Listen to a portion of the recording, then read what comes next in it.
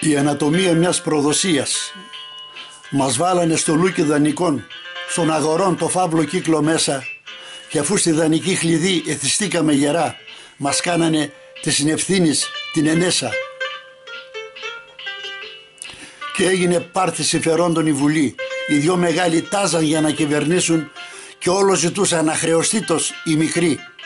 Τα ιδανικά μας κατάφεραν να τα κοιμήσουν. Και πέσαν σαν κοράκια οι δανειστές να μοιραστούν το εκπρομελέτης πτώμα.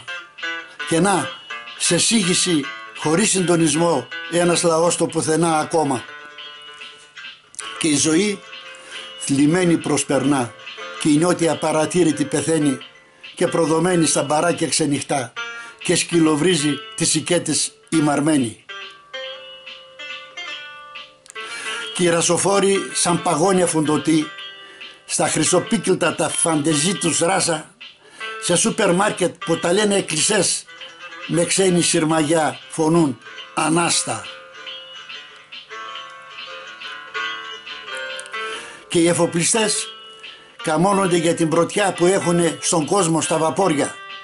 Μα εγώ κοιτώ να αλλαργεύουνε σχολιά, νοσοκομεία και με θλίβει η απάτη η πελώρια. Τα βλέπω αντί για Έλληνες γεμάτα αλλοδαπούς να χάνονται με τη σημαία μας για παραστάτη.